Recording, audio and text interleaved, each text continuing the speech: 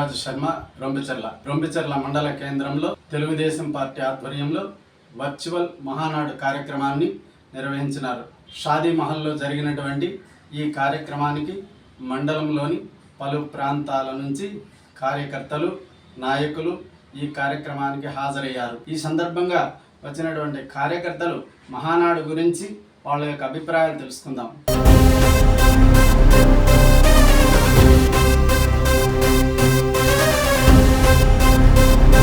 నేను గత 30 సంవత్సరాల నుంచి ఈ పార్టీలో కొనసాగుతున్నాను.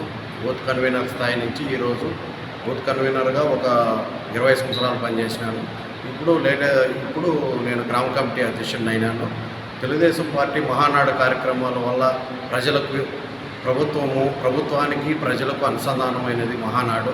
ప్రభుత్వం చేస్తున్న అభివృద్ధి కార్యక్రమాలన్నీ కానీ మహానాడులో చర్చించి ఇంకా కొత్తవి ఏమన్నా చేయాల్సిన అవసరం ఉందా ప్రజలకు అనే విధంగా కార్యకర్త నుంచి బూత్ స్థాయి నుంచి, క్లస్టర్ స్థాయి నుంచి, గ్రామ కమిటీ అధ్యక్షుడి నుంచి మండల అధ్యక్షుడి వరకు సలహాలు, సూచనలు అన్నీ కూడా తీసుకుంటున్నారు. ఆ తీర్మానాల మీద మా దగ్గర ఆమోదాలు తెలపమన్నారు.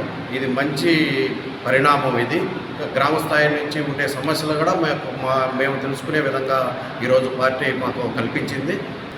ప్రజలు సంతోషంగా ఉన్నారు. ప్రతి కార్యక్రమం సూపర్ 6 కాదు, సూపర్ 10 చేసినాడు. ఇప్పటికే చెప్పని హామీలు కూడా ఒక 5-6 హామీలను ఆయన చేయడం జరిగింది.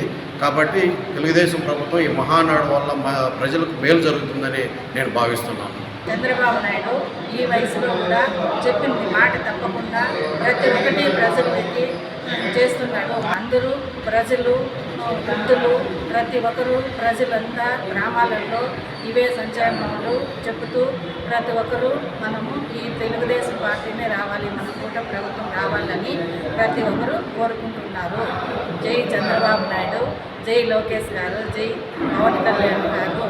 కార్యకర్తలను నుండి ఈరోజు తెలుగుదేశం పార్టీలోనే బీసీలకు వస్తేనేమి, ఎస్సీలకు వస్తేనేమి, మైనార్టీలకు వస్తేనేమి గుర్తింపు ఇచ్చిన పార్టీ. గత ప్రభుత్వంలో ఎన్నో విధాలుగా కేసులు పెట్టి అరాచక పాలనలన్నీ కూడా చూసి ఈరోజు మనకు ఈ ఘనత తెలుగుదేశం పార్టీకి దక్కిందని కూడా తెలియజేస్తూ సెలవు తీసుకుంటాం. ఈరోజు రొంపిచెర్లలో మహానాడు ఉత్సవానికి అంతా కూడా మేమంతా హాజరైనాము. ఇప్పుడే కాదు, ప్రతి సంవత్సరము 1923 నుంచి కూడా జరిగే ప్రతి మహానాడుకు నేను అటెండ్ అవుతాను. మరి ప్రజలు మన చంద్రబాబు గారు ఏమి చేసేది ప్రజలకంతా కూడా క్షుణ్ణంగా ఉంటారు. మరి అందరూ కూడా చంద్రబాబు పరిపాలన విధానాలు కూడా మెచ్చుకుంటున్నారు. నందమూరి తారక రామారావు గారు పార్టీ ప్రారంభించారు.